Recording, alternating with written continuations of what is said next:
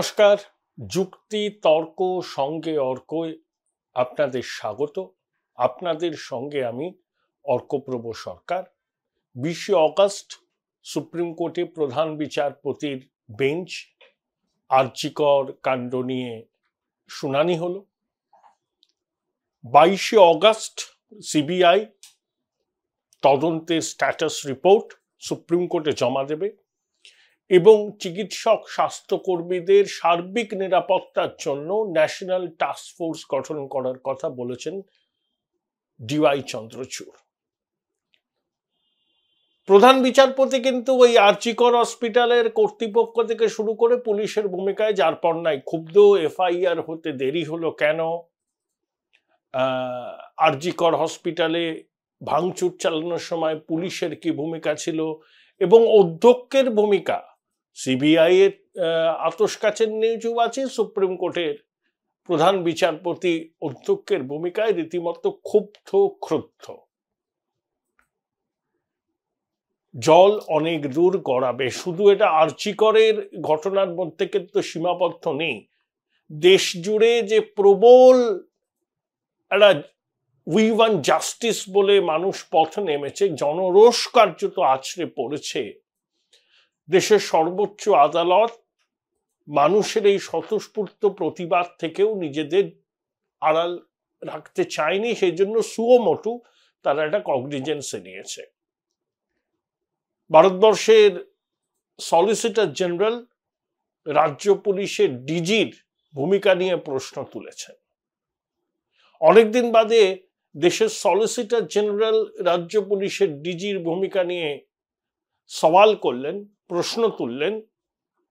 বিরোধীরা বহুদিন ধরে বলেন যে আমাদের যিনি ডিজি, যিনি সারদা মামলার সঙ্গে যা যুক্ত থাকার কথা বারবার বলছেন, সুপ্রিম কোর্টে উনি একটা রক্ষা কবচ নিয়ে আছেন, তাকে চ্যালেঞ্জ সিবিআই করেনি কখনো, এটা বিরোধীরা বারবার বলেন। অনেকে সেটিং তত্ত্বের অবতারণা করেন। সেই প্রেক্ষিতে সলিসিটর জেনারেলের এই বক্তব্য রাজ্য পুলিশের মহানির্দেশকের ভূমিকা নিয়ে খুব তাৎপর্যপূর্ণ বলে আমার মনে হয়। তাহলে কি কেন্দ্রীয় সরকার এবং সিবিআই সুপ্রিম কোর্টে যে সিদ্ধান্তটা আছে সেটাকে চ্যালেঞ্জ জানাবে? ইঙ্গিত কিন্তু সেরকমই বলে ওয়াকিবহাল মহল মনে করছে। কিন্তু সব থেকে আমার মতে গুরুত্বপূর্ণ যে ঘটনাটা ঘটেছে সেটা হচ্ছে একটা নির্দেশিকা। আমি 19 তারিখের মধ্যরাতে সেই নির্দেশিকাটা পেয়েছি, আপনারা মোবাইল স্ক্রিনে দেখবেন। সেখানে রাজ্য সরকার আবার সিট গঠন করেছে। তাতে স্বামী বিবেকানন্দ পুলিশ একাডেমির আইজি তিনি নেতৃত্ব দেবেন, DIG Murshidabad range, DIG CID এবং কলকাতা পুলিশের ডিসি সেন্ট্রাল, তারা এই সিটে থাকবেন। 1 মাসের মধ্যে সিটকে রিপোর্ট দিতে হবে। 2021 সালের জানুয়ারি থেকে টিল টু ডেট আরজি করে কোনো ফিনান্সিয়াল ইরেগুলারিটিস হয়েছে কিনা, হলে কিভাবে হয়েছে, কারা কারা ইনভলভ, সবকিছু নাকি তারা তদন্ত করবে। এতদিন বাদে মনে হলো যে তদন্ত করতে হবে, সিট গঠন করতে হবে। সিটের যারা 4 জন রয়েছে তাদের ভূমিকা নিয়েও বিরোধীরা প্রশ্ন তুলছেন। অনেকে বলছেন যে রোজভ্যালি থেকে বকটুই থেকে রাজভবন, এই যে নানা রকম বিতর্কিত ঘটনা ঘটেছিল, তাতে এই অফিসারদের ভূমিকা ছিল। এখন প্রশ্ন হলো যে সন্দীপ ঘোষকে সিবিআই টানা 5 দিন জেরা করেছে, 50 ঘন্টার বেশি জেরা হয়ে গেছে, তারও নাকি পলিগ্রাফ টেস্ট করা হবে। অনেক প্রশ্নের সদুত্তর মিলছে না। ঘটনা ঘটার কতক্ষণ পরে তিনি খবর পেয়েছিলেন, তারপরে তার কি ভূমিকা ছিল, কেন তিনি মৃতার পরিবারকে জানাতে বলেছিলেন যে আত্মহত্যা করেছে,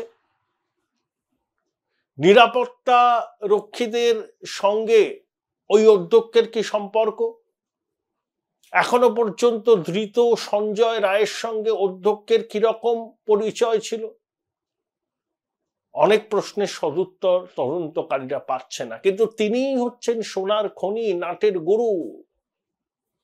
ওনার আবার ডাকনাম নোটন। আমি একটা ভিডিও দেখছিলাম, তাতে তার এক সময়কার সহপাঠীরা, মাস্টারমশাইরা বনগাঁ স্কুলের দু একজন সিনিয়র, তারা বলছেন যে 1989 সালে নোটন পাশ করেছিল, 80% কাছাকাছি নম্বর ছিল উচ্চ মাধ্যমিকে, নানা রকম স্কুলের নানা রকম কাজের সঙ্গে যুক্ত থাকতো। তাকে নিয়ে এই বিতর্ক, অভিযোগের আঙুল তারা বিশ্বাসই করতে পারছে না। আবার বলেছেন যদি অভিযোগ প্রমাণিত হয় যেন কঠোর শাস্তি হয়। 1989 তিনি হায়ার সেকেন্ডারি পাশ করেছেন, এটা 2024, 35-36 বছর হয়ে গেল। তখনকার নোটন আর এখনকার সন্দীপের মধ্যে আসমান জমিন ফারাক। এই নাটের গুরুকে বাঁচাবার জন্য তৎপরতা কিরকম ছিল রাজ্য প্রশাসন, স্বাস্থ্য ভবনের, আপনারা জানেন। অবাগিনীর বাড়ি থেকে বেরিয়ে তার মা বাবার সঙ্গে সাক্ষাৎ করার পর মুখ্যমন্ত্রী কি বললেন? যে আরজি করের অধ্যক্ষ পদত্যাগ করেছেন, ওর তো ভারী আছে, ছেলে বাচ্চা আছে, মানসিক বা বিপর্যস্ত ছিল, আমরা ওকে বুঝিয়েছি, ওকে নতুন দায়িত্ব দেওয়া হবে। তার 4 থেকে 5 ঘন্টা বাদে এই সন্দীপ ঘোষকে ন্যাশনাল মেডিকেল কলেজের অধ্যক্ষ পদে নিয়োগ করা হলো। হাইকোর্ট প্রশ্ন তুলল যে একজন পদত্যাগ করেছেন, তার পদত্যাগ কি গ্রহণ করা হলো নাকি গ্রহণ করা হলো না এটাও জানা গেল না। এত দ্রুততার সঙ্গে সন্দীপ ঘোষকে কার্যত পুরস্কৃত করার কারণটা কি ছিল? ছাত্রছাত্রীরা প্রতিবাদ করলেন, ন্যাশনাল মেডিকেলের অধ্যক্ষের ঘরের সামনে তালা ঝুলিয়ে দিলেন। ওই স্বর্ণকমল সাহা, জাভেদ খান দৌত্য করতে গেছিলেন, ছাত্রছাত্রীরা তাদেরকে কার্যত পত্রপাঠ বিদেয় করে দিয়েছিলেন। হাইকোর্ট বলল আপনি নিজের থেকে ছুটি নিন, নইলে আমরা এমন ব্যবস্থা নেব যেটা ভালো হবে না। তিনি আবার রক্ষা কবচ, নিরাপত্তার জন্য হাইকোর্টের দ্বারস্থ হয়েছিলেন, কিন্তু সেই মামলার এখনো বোধহয় শুনানি হয়নি। ইতিমধ্যে 5ম দিনে পড়ল, তাকে সিবিআই ডেকেছে সিজিও কমপ্লেক্সে। এখনো পর্যন্ত 19 তারিখ পর্যন্ত 50 ঘন্টা জেরা করা হয়েছে। এই প্রতিবেদন যখন দেখবেন তখন হয়তো সন্দীপ ঘোষের ভাগ্য জানা যাবে। যে সন্দীপ ঘোষ এতদিন রাজ্য প্রশাসনের, স্বাস্থ্য ভবনের ব্লু আইড বয় ছিল, সিবিআই 50 ঘন্টা জেরা করার পর তখনই নবান্নের মনে হলো, স্বাস্থ্য ভবনের মনে হলো যে সিট গঠন করতে হবে। Join Indian Institute of Hotel Management now. Right choice, right decision. Sandeep ঘোষের বিরুদ্ধে আরজি কর হসপিটালের নন মেডিকেল সুপার, যিনি এখন মুর্শিদাবাদে আছেন, তিনি অনেকদিন আগে অভিযোগ করেছিলেন বায়োমেডিক্যাল ওয়েস্ট নিয়ে দুর্নীতি, অনার্স পাইয়ে দেওয়ার বিনিময়ে, ইচ্ছা করে ফেল করিয়ে দেওয়া, টাকার বিনিময়ে পাশ করানো, হসপিটালের গেস্ট হাউসে মদের আসর বসানো, আরো নানাবিধ 2 নম্বরী কাজ, একটি বিশেষ প্রতিষ্ঠানকে সমস্ত কিছুর বরাদ দেওয়া। এইসব অভিযোগ সন্দীপ ঘোষের বিরুদ্ধে ছিল। স্বাস্থ্য ভবনে অভিযোগ জমা পড়েছিল, তাকে বদলিও হতে হয়েছিল, কিন্তু কয়েক ঘন্টার মধ্যে তিনি ফিরে এসেছিলেন। এবং একবার তার বদলির পর তিনি অধ্যক্ষের ঘরে তালা চাবি লাগিয়ে দিয়ে গেছিলেন। যাকে অধ্যক্ষ হিসেবে স্বাস্থ্য ভবন দায়িত্ব দিয়েছিল তিনি ঘরেই ঢুকতে পারেন, এতটা প্রভাবশালী ছিল। তার বিরুদ্ধে অভিযোগ আজকে উঠছে তা তো নয়, সিবিআই তো কয়েকদিন হলো তদন্ত করছে। বুড়ি বুড়ি অভিযোগ উঠেছে তার বিরুদ্ধে। ডাক্তাররা করেছেন, প্রাক্তন আরজি করের প্রাক্তনীরা করেছেন, বিশিষ্ট চিকিৎসকরা করেছেন, আরজি করের প্রশাসনিক ব্যবস্থার সঙ্গে যারা যুক্ত তারা করেছেন, অভিভাবকরা করেছেন। এতদিন নাকে সর্ষের তেল দিয়ে ঘুমোচ্ছিল, এখন হঠাৎ করে সিট, যখন 50 ঘন্টা সিবিআই সন্দীপ ঘোষকে জেরা করলো। বুঝতে পারছেন কারণটা? আসলে সন্দীপ ঘোষকে জেরা করে সিবিআই সোনার খনির সন্ধান ইতিমধ্যে পেয়েছে। সন্দীপ ঘোষ কার কার সঙ্গে মোবাইলে যোগাযোগ রাখতেন, শুনলাম অনেক কন্ট্যাক্ট তিনি মুছে দিয়েছেন, সেগুলো আবার উদ্ধার করে নেবে তদন্তকারীরা। অর্থাৎ সন্দীপ ঘোষকে কেন বারবার জেরা করা হচ্ছে? একের পর এক প্রশ্ন। সহযোগিতা করছেন তো, যা তিনি নথিপত্র দিয়েছেন তদন্তকারীরা সন্তুষ্ট হতে পারছেন না। সরকারি হসপিটালের সঙ্গে কোনোদিন যুক্ত নন এমন এক চিকিৎসক, যিনি কার্যত স্বাস্থ্য মন্ত্রকটা চালান, তিনি সন্দীপ ঘোষের গুরু। তার আশীর্বাদের হাত মাথায় আছে সন্দীপের। এখন সিবিআই তদন্তের ফলে সেই লোকটিকে যদি জিজ্ঞাসাবাদের জন্য ডেকে পাঠানো হয়, যদি মানি লন্ডারিং এর প্রমাণ মেলে যে সরকারি টাকা ৯/৬ হয়েছে, বাইরে পাচার হয়েছে বা প্রভাবশালীরা সুবিধা পেয়েছেন, তখন ইডি শতপ্রণোদিত হয়ে ঢুকে পড়তে পারে, বা সিবিআইও বলতে পারে যে আমরা মানি লন্ডারিং এর বিষয়টা জানতে পেরেছি, এবার এটা ইডি তদন্ত করুক। আমি আগেই একটা ভিডিওতে বলেছিলাম যে ইডি কিন্তু এতে ঢুকবে। আজকে সিট কেন গঠন করা হচ্ছে? তারা সব সরকারি তথ্যের অ্যাক্সেস পাবে। যদি ইডি ঢোকে, তখনই ওই ইডির তদন্তকে চ্যালেঞ্জ করে রাজ্য সরকার চলে যাবে সুপ্রিম কোর্ট পর্যন্ত, বলবে মাই লর্ড, আমরা তো সিট করেছি, দেখুন এই তদন্ত করছি, এখন ইডি কেন আসবে? কিরকম চিত্রনাট্যটা দেখুন। কোন প্রভাবশালী চিকিৎসক বা চিকিৎসক কুলকে, যাদের টিকি সর্বোচ্চ জায়গাতে বাধা, তারা তলব পেতে পারেন সিবিআই এর। সন্দীপ ঘোষকে জেরা করে যে তথ্য পাওয়া গেছে, সেই তথ্যকে সামনে রেখে সেই প্রভাবশালী চিকিৎসকদের তলব হতে পারে। তাই আগে ভাগে সিট গঠন করে দাও। যদি ইডি ঢোকে, বলতে হবে ইডির তো দরকার নেই, রাজ্য সরকারি সিট গঠন করে তদন্ত করছে। এতদিন নাকে সর্ষের তেল দিয়ে ঘুমোচ্ছিলেন। যে সন্দীপ ঘোষ ছিল স্বাস্থ্য ভবনের ব্লু আইয়ের বয়, 50 ঘন্টা তাকে সিবিআই জিজ্ঞাসাবাদ করলো, অমনি আপনাদের সিট গঠন করতে হলো। মানুষকে এত বোকা ভাবেন আপনারা? মানুষ কি ঘাসে মুখ দিয়ে চলে? আর কত ধামাচাপা দেওয়ার চেষ্টা করবেন? সবটা তো বেরিয়ে আসছে।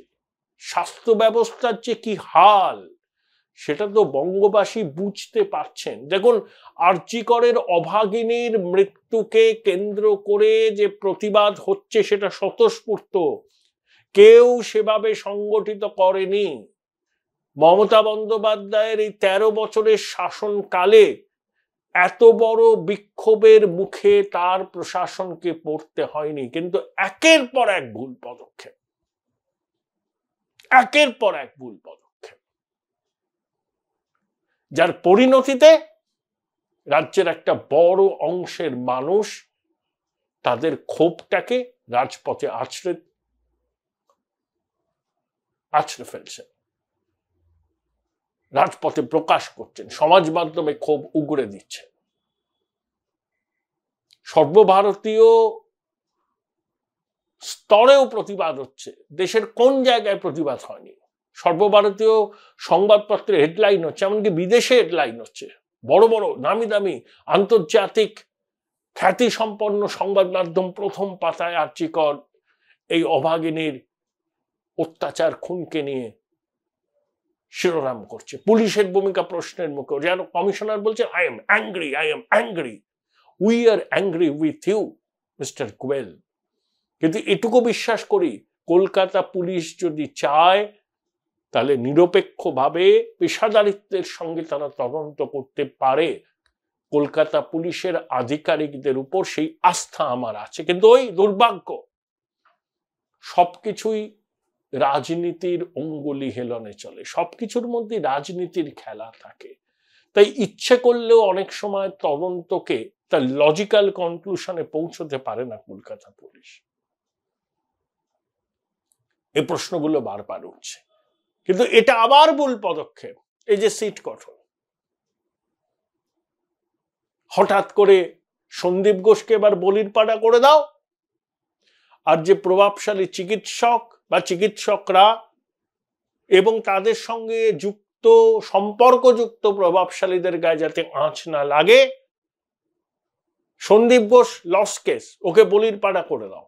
কিন্তু সরকারি চিকিৎসা ব্যবস্থার সঙ্গে যুক্ত নয় এমন একজন সরকারি স্বাস্থ্য ব্যবস্থা নিয়ন্ত্রণ করবে, যিনি কোনো কালে সরকারি হসপিটালে চাকরি করেননি, তিনি হচ্ছেন সব থেকে মাতব্বর, তিনি মেঘের আড়ালে লুকিয়ে থাকেন, এরকমই তো অভিযোগ। তাকে বাঁচাবার জন্যই এই সিটটা করা হচ্ছে বলে অনেকে বলছেন।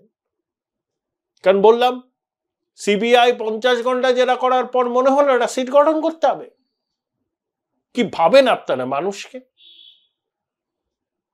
এর বিরুদ্ধে অভিযোগ তো আজকে ওঠেনি, অনেকদিন আগে থেকে উঠছে। তখন ঘুমিয়েছিলেন, যেই খবর পেয়েছেন যে সন্দীপ ঘোষ বলতে শুরু করেছে এবার তো বিপদ, এবারে সিট গঠন করো।